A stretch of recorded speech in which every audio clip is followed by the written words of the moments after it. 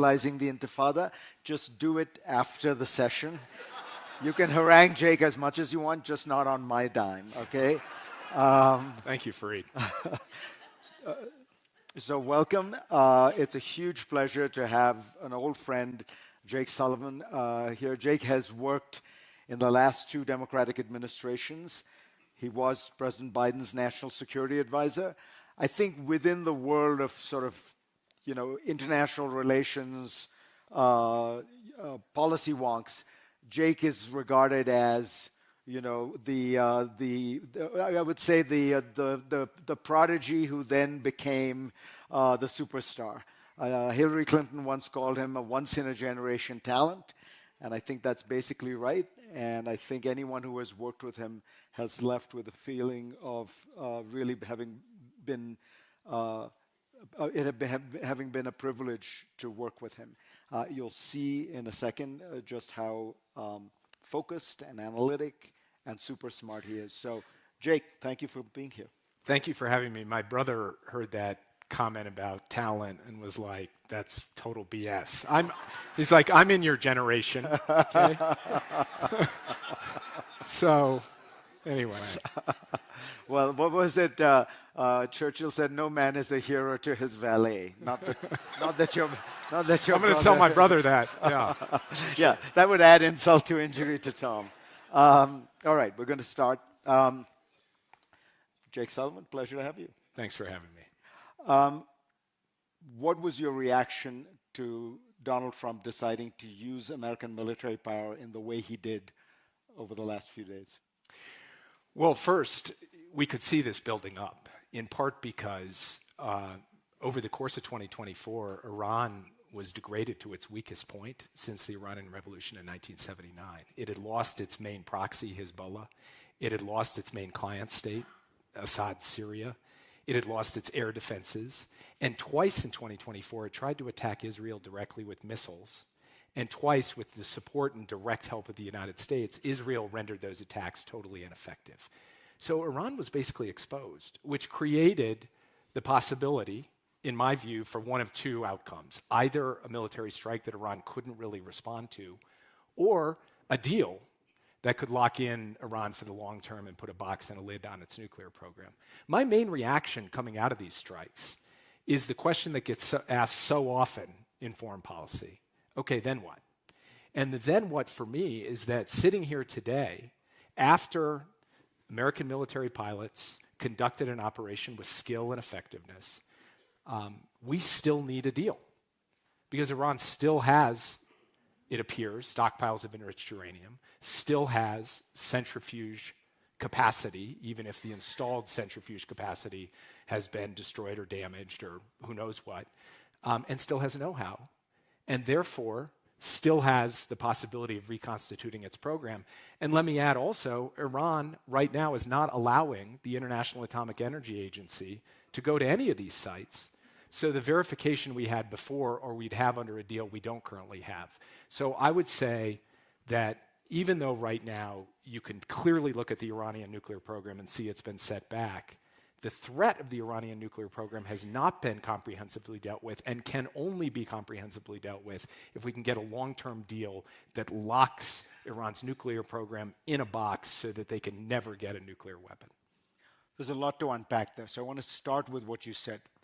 Wouldn't it be fair to say that we were all surprised by how weak Iran and its proxies were? And I mean by all, even the Israelis, I think, were surprised when they first went after Hezbollah. And remember, they went after Hezbollah because their pagers were beginning to get exposed because of a software update. And so they decided, okay, let's go. And Hezbollah collapses. And then they strike Iran, and Iran has, as you say, barely any ability to strike back. They go after Syria, and the Syrian regime collapses for many reasons. It feels like this was this something that all of us didn't realize just how weak and dysfunctional this axis of resistance that Iran had built up was. You know, one thing that I've reflected on over the course of my 4 years as National Security Advisor is there's been more than one instance where I think we've overestimated the military capacity of our adversaries. Soviet Union, Saddam Hussein. Russia, right. Just before Ukraine. right? We thought Kyiv had fallen a week because of the Russian military juggernaut, and Russia was exposed as having basically a corrupt and ineffectual army. And it certainly didn't hurt that you had a very brave Ukrainian army standing athwart them to stop them from taking Kyiv and taking over Ukraine. And yes, I think the view from across the professional class of national security decision makers, including intelligence and uniformed military professionals, was that Iran and its proxies had more juice than it turns out that they had. But it was pretty apparent by October of last year, when Hezbollah essentially had to sue for peace with Israel, and when Iran didn't even respond to Israel striking and taking out its air defenses and proclaiming that to the world, that Iran was in a very weakened state. And in fact, you wrote a column a few weeks after that, late last year or early this year, basically saying, hey, look at America's adversaries, including Iran. They are in a very weakened state. So I'm less surprised in the short term, just of what happened over the last 2 weeks. But over the stretch of it, it definitely is a different level of capacity than we had factored in when we were making our decisions over the course of multiple administrations, including, frankly, the Trump administration the first time around. Talk to me about Bibi Netanyahu. This is a guy you dealt with personally, constantly. It feels to me like people used to always say, he's very canny, very wily, but he's cautious. He doesn't take crazy risks. The reporting I have is that the IDF initially wanted to go north to Hezbollah after the October 7th attacks. Bibi was cautious. What do you think happened? Because he is really, he took a very big gamble here, that he was going to go after all these forces and that they were all going to collapse. What changed his calculus, you think? I think he looked at the picture of what unfolded last year over 2024. Hezbollah could no longer effectively threaten Israeli cities. Iran was reeling from the loss of Assad. And then when Iran tried to throw its best punches at Israel, with critical aid, direct military support from the United States, basically defeated those attacks. And then Israel was able to reach out and touch Iran quite effectively. So I think he looked at all of that. And then I think there was a second factor, which is that over the course of several years, the military and intelligence enterprise in Israel has been less enthusiastic about the military option than some of the political types. That changed last year. So there was a chorus of voices from across his national security establishment saying, this is something we can do and we should do. And that was true from the IDF, it was true from the Mossad, it was true from others, and I think that had an impact on him as well. But one thing I will say is Israel has shown time and time again under Prime Minister Netanyahu, they can conduct military operations with effectiveness, indeed with panache, as they have done in Lebanon and in Iran. But they also sometimes have difficulty connecting those military actions to a clear strategic endgame that is sustainable. And I am worried in the Iran case, as I am gravely alarmed in the Gaza case, that they are not aiming towards a clear and sustainable endgame. And I think that's why U.S. policy has to be clear-eyed. We've seen what's happened over the last 12 days. Now we need to turn to getting a diplomatic solution that can sustain for the long term. And Israel may not want to go along with that, but I think President Trump would be right to press for that. So let me ask you very simply, on the basis of having looked at this intelligence very carefully over the last 4 years, could Iran build nuclear weapons on a relatively fast timeline underground over the next year?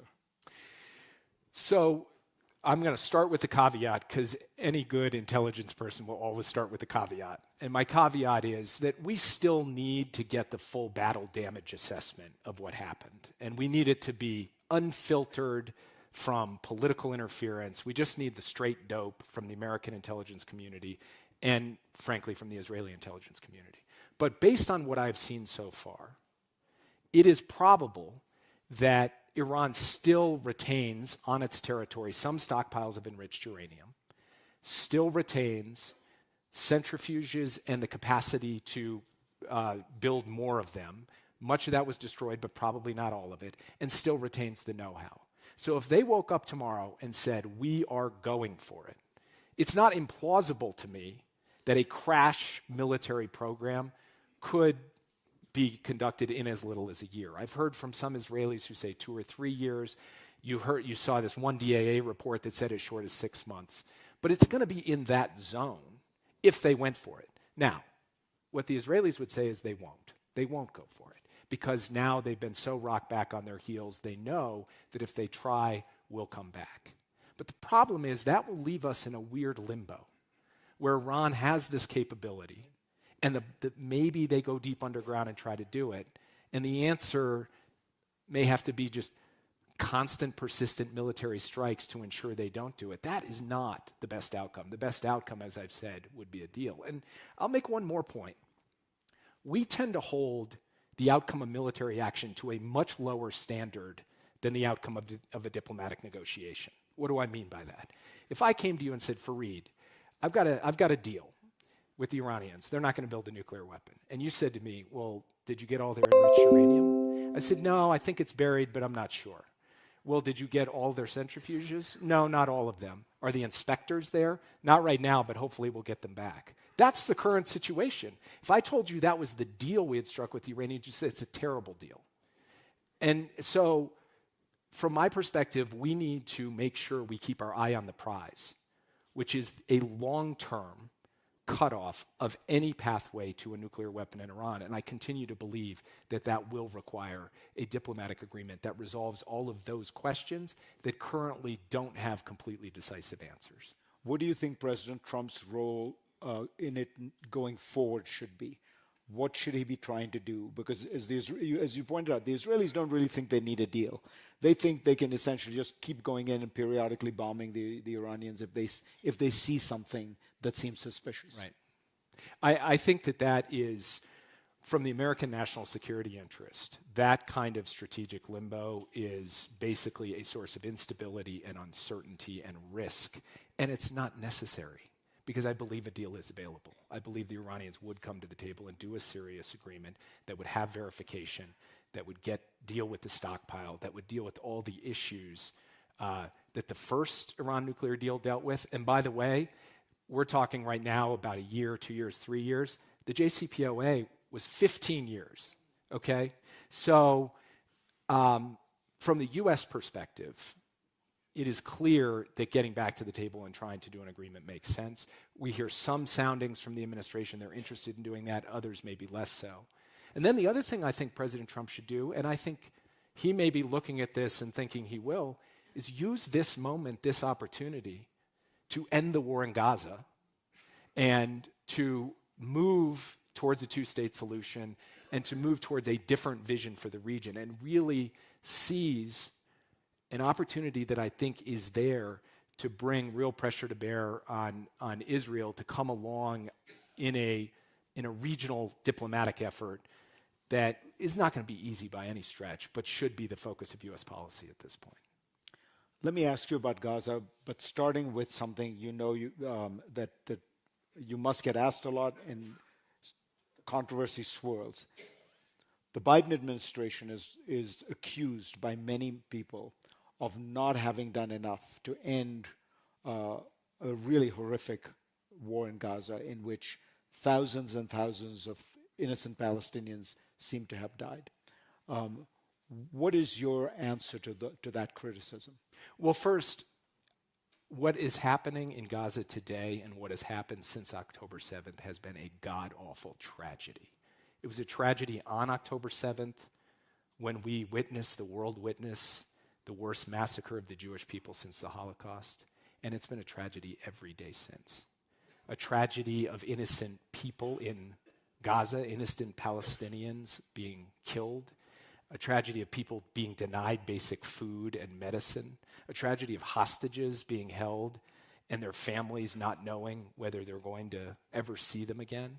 And that's, if you work on these issues, as a human being, as someone who has a beating heart, you have to feel the weight of that. And I felt the weight of that every day in office. I feel and carry the weight of that still. And I ask the question, What else, what more could we have done?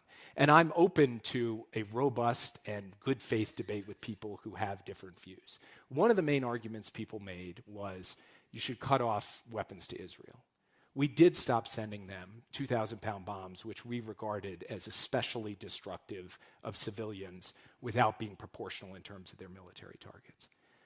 But one of the challenges we faced last year in cutting off arms generally to Israel wasn't just fighting in Gaza. It was being attacked by Hezbollah, by Syrian militias, by Iraqi militias, by the Houthis, and by Iran itself. And so when you're sitting in the Situation Room, you have to contend with that and thinking, are we going to essentially end or sever or suspend our military relationship with Israel or stop providing them the means to defend themselves? But I will keep asking myself the question of whether there was more we could do.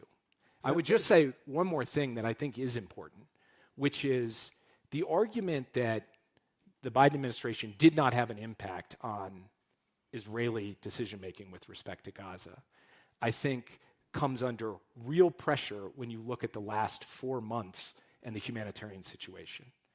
We went through weeks and weeks this year under President Trump where there was a complete siege of Gaza. No food was getting in, nothing.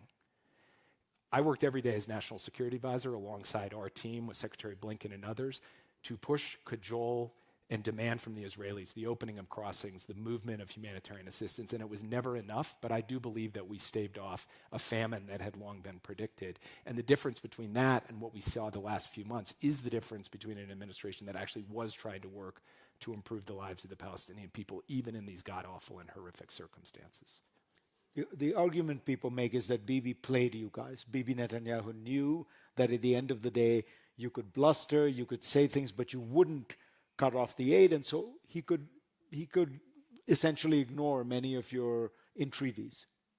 Well, first, as I just mentioned, when it came to the humanitarian assistance, President Biden went to Israel a few days after October 7th, and as he was flying in, the position of the Israeli government was 0, 0, 0. Nothing is going in. Nothing. No crossings, no food. And we had to press and push and take really decisive action from the top to change that circumstance, to get food and humanitarian assistance into Gaza. And I believe that we did have an impact in a significant way on that. So he could not fully ignore the United States. But as I said earlier, the United States was in a challenging position when it came to the question of how do you apply leverage with respect to a friend who is under attack from multiple directions all at once. That's a tough circumstance. And that is what we contended with, and those who say, well, you should have just gone ahead and done it. I understand that argument. My personal view is that it is a very challenging thing to walk away from a friend in that to that significant a dimension when they are facing this level of attack from this many different directions. When you talk about the Israeli demand of 0, 0, 0, or you point out that right now there were several weeks where essentially nothing got in, what do you think is going on? What is it? What is? I think we all have underestimated the degree to which October 7th really changed the Israeli psyche.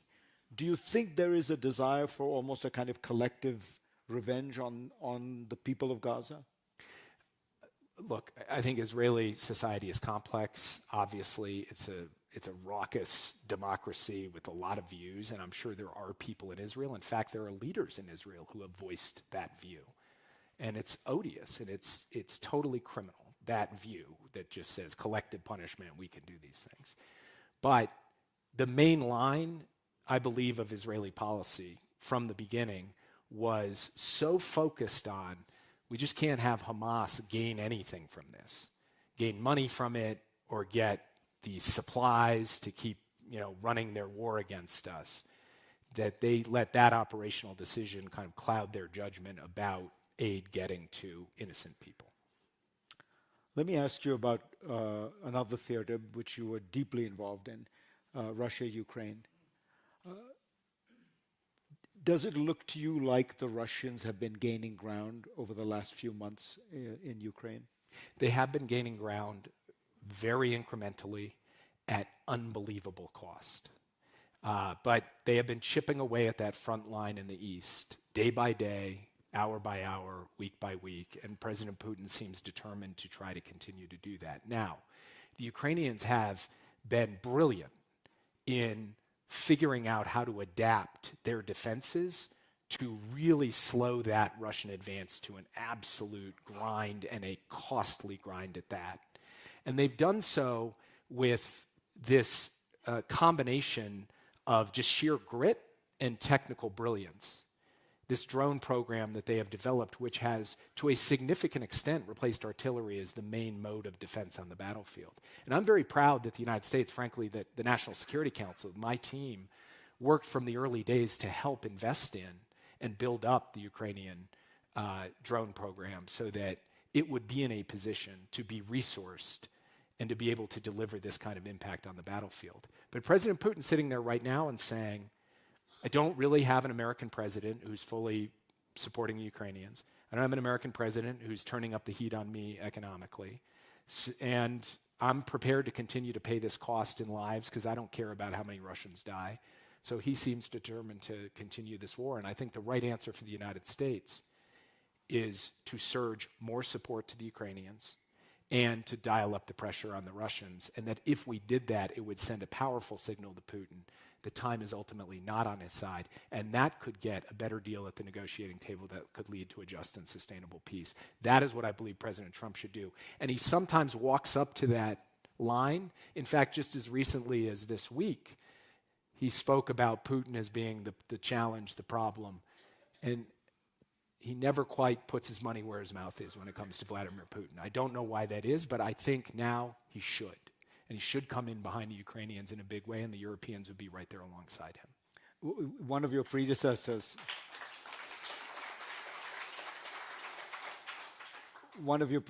General McMaster, who I think was Trump's national security advisor in the first term for about a year, said in his memoirs that after working a year with Donald Trump every day, the one thing I could never figure out was why he was so favorably inclined towards Russia and Putin. Do you have a theory? I actually don't have a theory, and I know it's kind of a lame answer, but yeah, someone said yeah, but what is demonstrably, manifestly true is that President Trump is prepared to stick it to friends. He's prepared to stick it to foes. He's prepared to stick it to competitors like Xi Jinping, 145% tariffs. But he's never prepared to stick it to Vladimir Putin. When he put out his tariffs, almost every country in the world got tariffs. Lesotho got tariffs. Ukraine got tariffs. Russia did not get tariffs. So, do you have a theory? No. I mean, it is puzzling. The tariff case is fascinating, right? Because when asked, I think either he or one of his aides said, well, it's because we don't import anything from them because there are sanctions on. But actually, we import a lot more from Russia than from Lesotho. In fact, we import more from Russia than pretty much all of Africa, I think, if you take energy exports out. So, it has been one of the central puzzles. Even in the two weeks ago, he was asked, do you think it's time to put sanctions on Russia? And he said, yeah, I think it's time to put sanctions on Russia and Ukraine. So there's something there where one piece of it, I wonder, this is not, he's a creature of we forget he's 78, 79 years old. He's a creature of the Cold War. I think he thinks of Russia in these very grand, elevated terms, that he's going to make a deal. It's something like Kennedy meeting Khrushchev, Nixon meeting Brezhnev, and Trump meeting Putin. The truth is, Russia is a dysfunctional, bankrupt economy. I mean, it's smaller than the Netherlands. I would guess in 5 years, the Polish economy might be bigger than the Russian economy. If we were to actually get our act together, in 10 or 15 years, the Ukrainian economy could be bigger than the Russian economy. But I think he has this fantasy about Russia.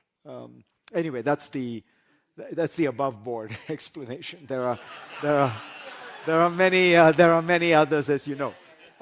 But you see how I did that, got the question back over to him. So it's, So when you were a national security advisor, you gave a couple of speeches and then put in place a bunch of policies which were designed to help bring manufacturing back to the United States.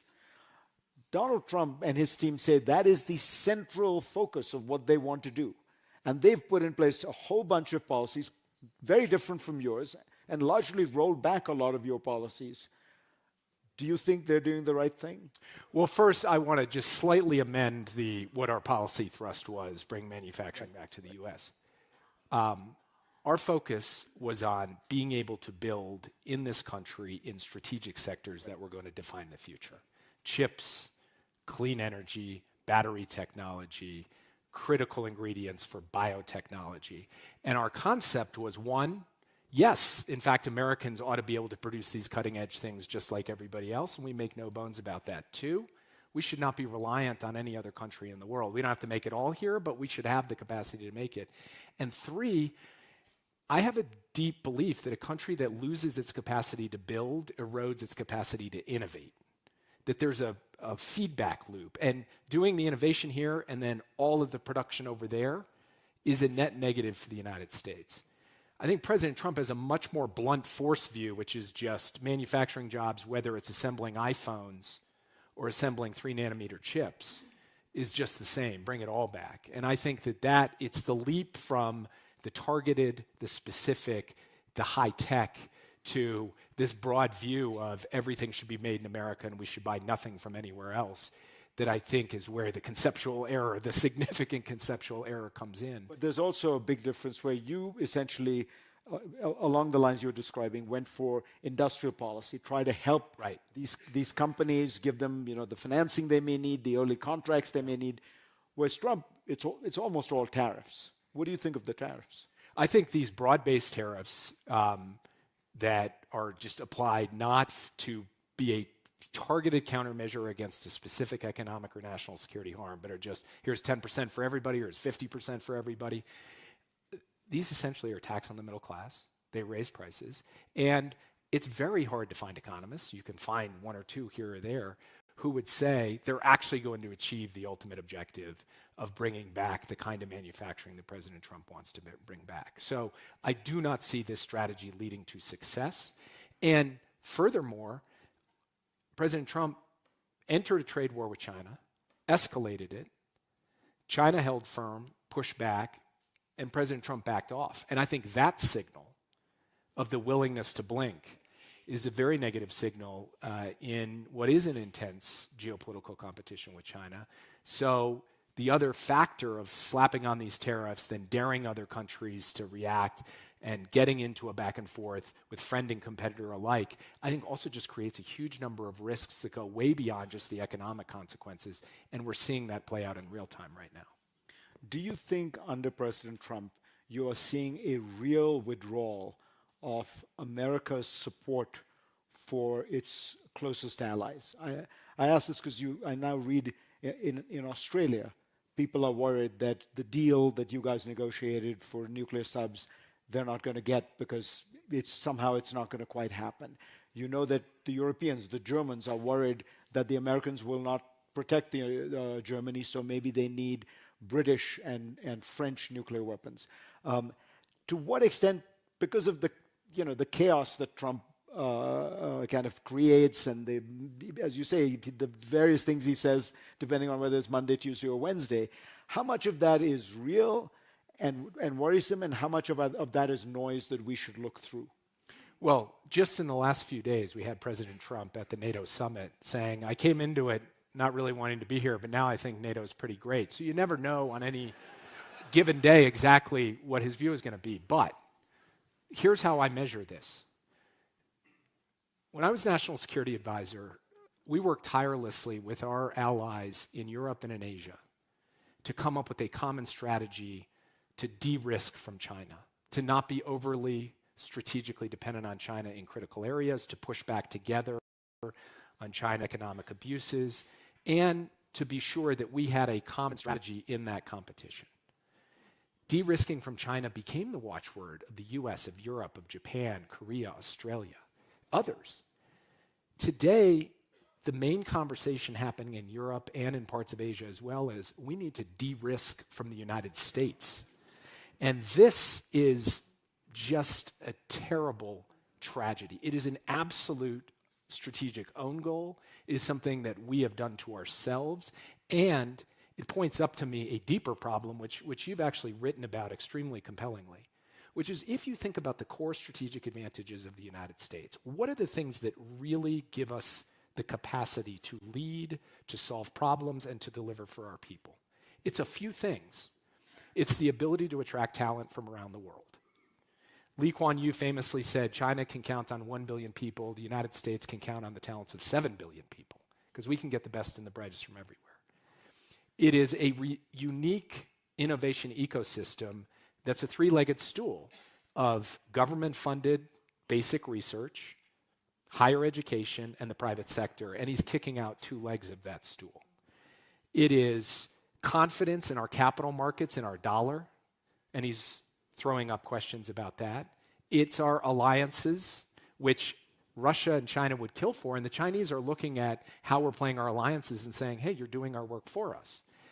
And then, of course, underneath it all is the basic bedrock of rule of law in our Constitution. So we could talk about Iran policy or China policy or Russia policy or anything else, but at the end of the day, my real concern with where we are going is the way in which America's core advantages are being eroded by choice. And I think that we will end up paying the price for this if we don't do something to reverse course very fast. And that's the clarion call I think that we all need to make on behalf of this country that we all love, that we need to stand by these fundamental attributes because they are what truly make us great.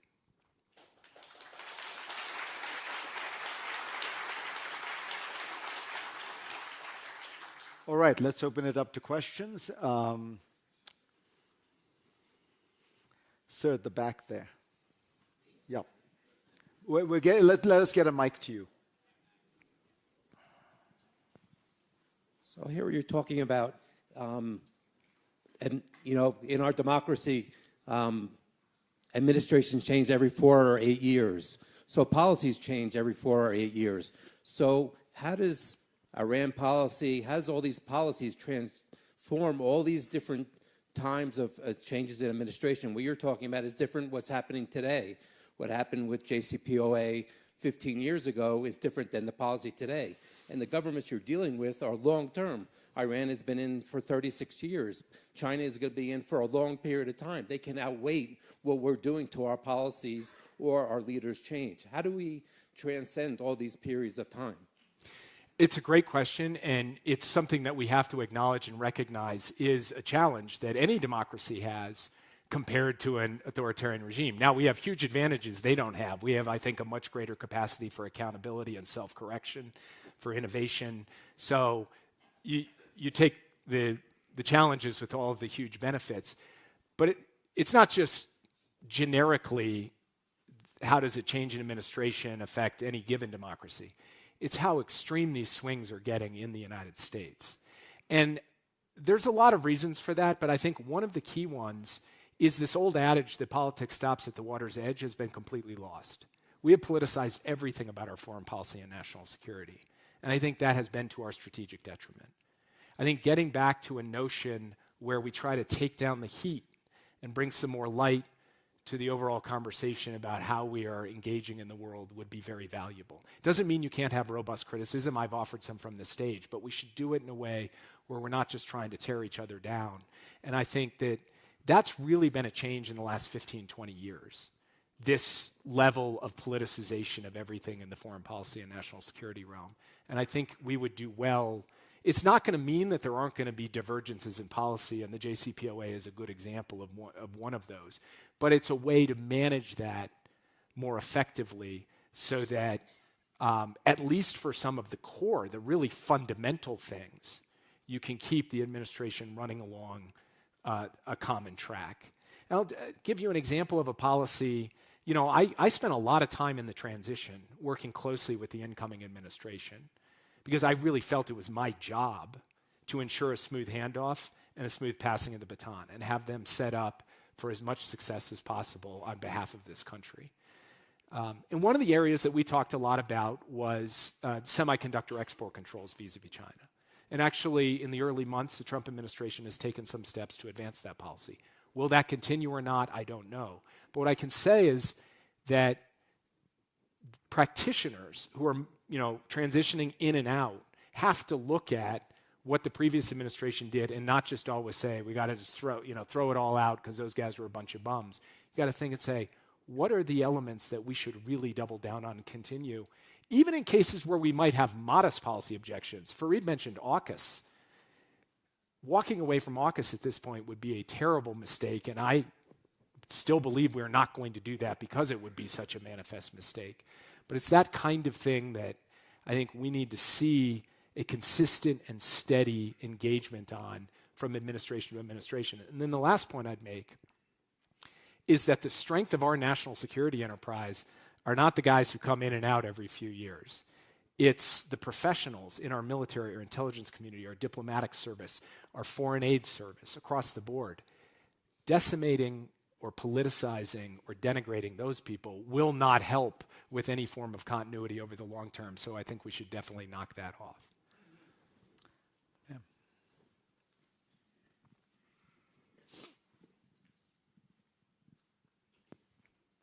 I'm curious your thoughts about this administration's two forms of approaches to the world. The isolationist view that the vice president perhaps represents, and the fact that the Trump administration actually took action against Iran. So did you see one win out over the other, or do you see that there will be more battles between those two sides? I do think it's interesting that within the right, and it's true on the left as well, that there is a real divide over America's role in the world, especially when it comes to military action. And we saw that play out in living color in the Tucker Carlson, Ted Cruz back and forth, which really kind of typified how there is an element of the MAGA movement that is deeply against any form of military action. But I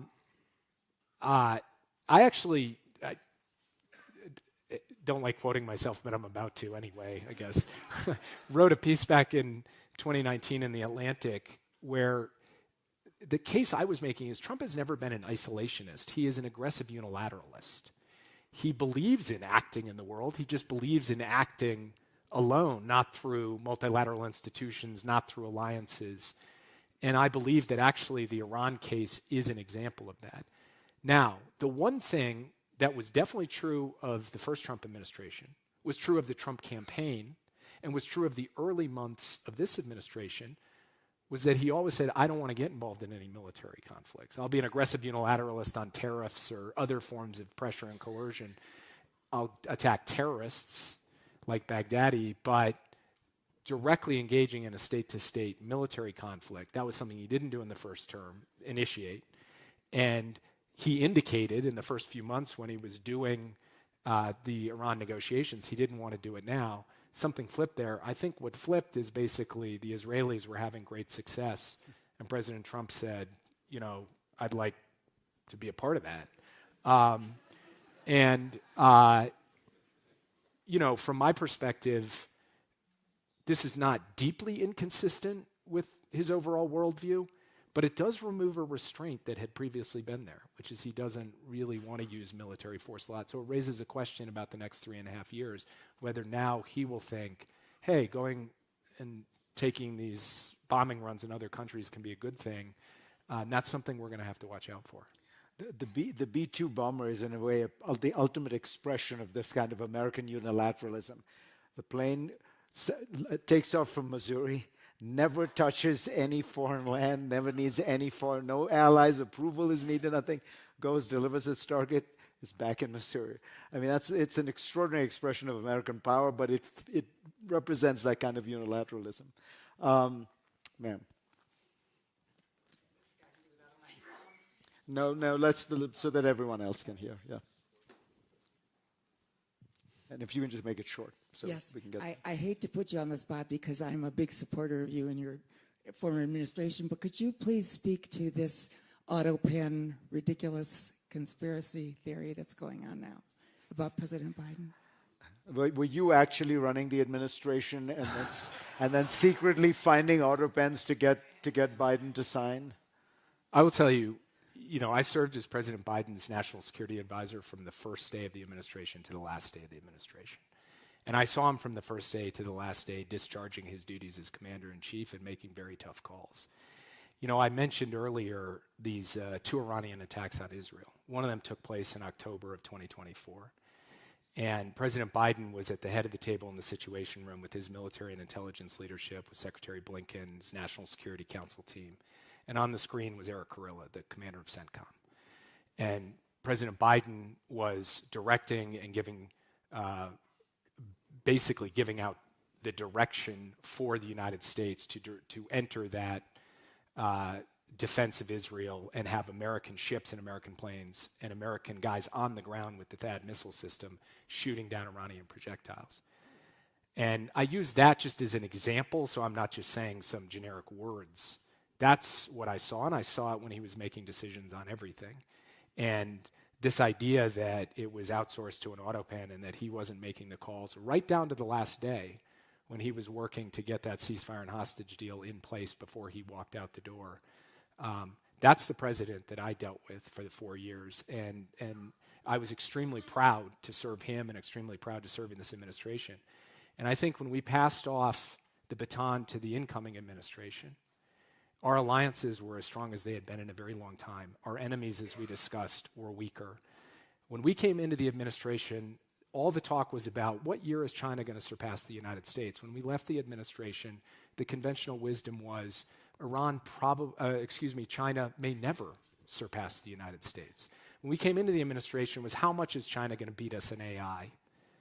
When we left the administration, it was how far behind is China in AI? Is it just a little behind or further behind? And for the first time since 2001, the United States was not at war. And so, and then you look at what we were handing off in terms of the economy, it was humming. We were reversing the slide in our defense industrial base. I think we passed off a good hand to the incoming administration. And I worry a lot of that has gotten obscured in this conversation, much of which has gotten very much clouded in political rhetoric. I can't speak to anyone else's experience. I can only speak to my own, and that's my experience. At the back there. Ma'am, yeah. Yes, exactly. Hello. I'm curious if, given all of what we've seen with the flip-flop back and forth with Iran, and that we were going to make a deal, then we secretly kind of jumped on and then bombed them, and then we're like, oh, well, let's make a deal again. How honestly that folks are incentivized to make deals with us, given that it feels like the only protection that you can have from us doing our way is to have nuclear weapons. Look, I do think when you talk about taking military action of this kind, you do have to think not just about the near-term risks, but about the very long tail. What will this action mean in terms of Iran's calculus with respect to getting a nuclear weapon? How will this look 5 or 10 years from now? Those are open questions and very good questions, and I'm glad you asked it. I had firsthand experience with having to contend with this because, of course, President Obama did the JCPOA. President Trump pulled out of the JCPOA. President Biden comes into office, and we try to go back to renegotiate. And, of course, it's more difficult to renegotiate a deal that you've just pulled out of. And we found that experience extremely hard in 2021 and 22, and we're not actually able to consummate a deal that reached a level of satisfaction that we thought we could get Iran's program in a box. And that was partly because of this question of credibility. And I think that will be an ongoing question. But credibility is one half of the equation. The other half of the equation is leverage.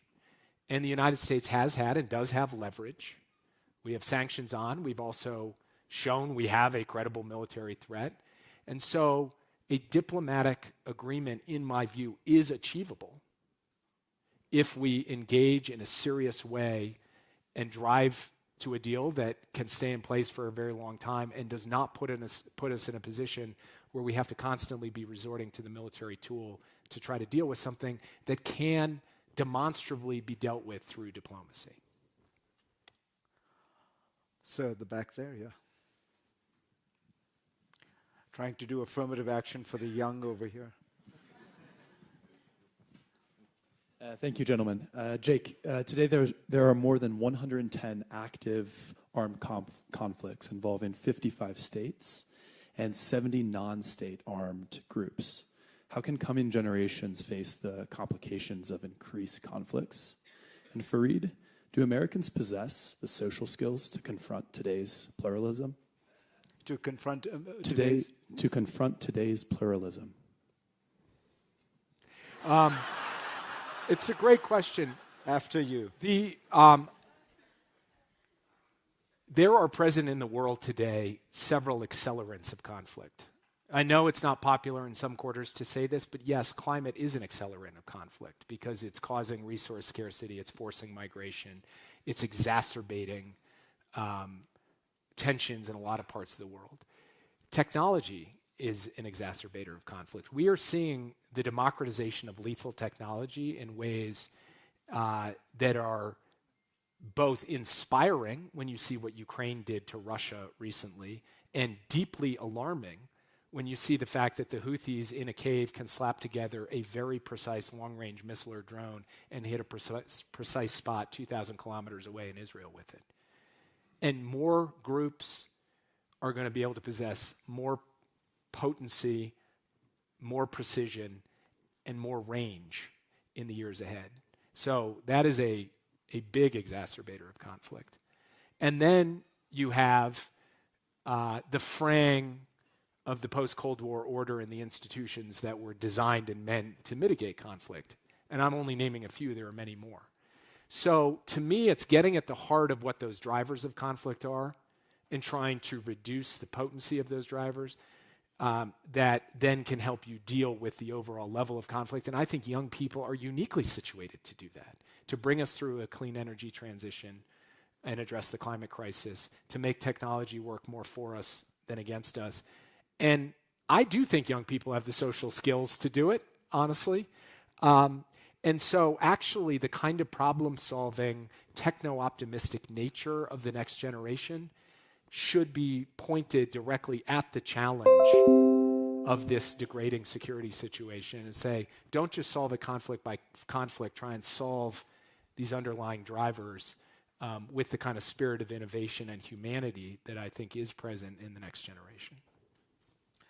On your second part of your question, look, I'm an immigrant, so I have an essentially structurally optimistic view of the United States. You know, I chose to come here, leave behind something, start a family here.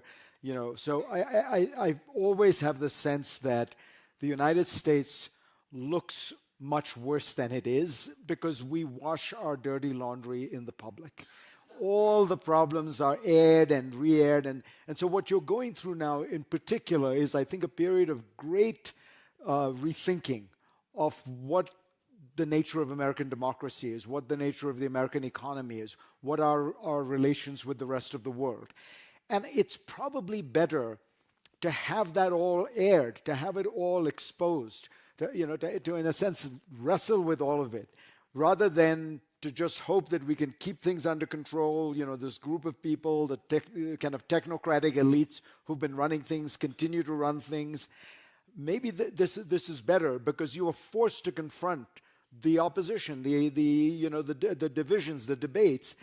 And I hope what we will come to realize is that what we have is incredibly precious. What we have is, the oldest constitutional democracy in the world. What we have is this incredible, rich civil society and the innovation that the economy produces.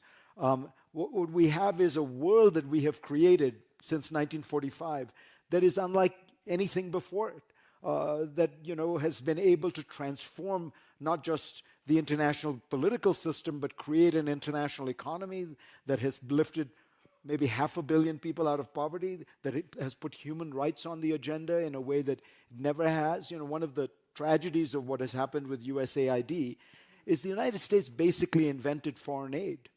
This was not something that really was done before 1945. And the United States, as the victor of the greatest conflict in the world, said, we don't want reparations, we don't want revenge, we will actually spend money to build up our former enemies.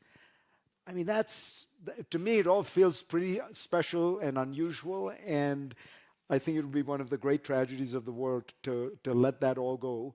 But maybe we have to have that conversation, and it can't just be all on authority and faith and look, it's all going to work out.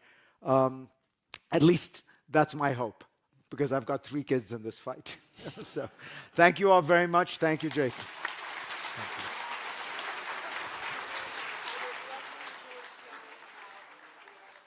I will take a look at it, promise.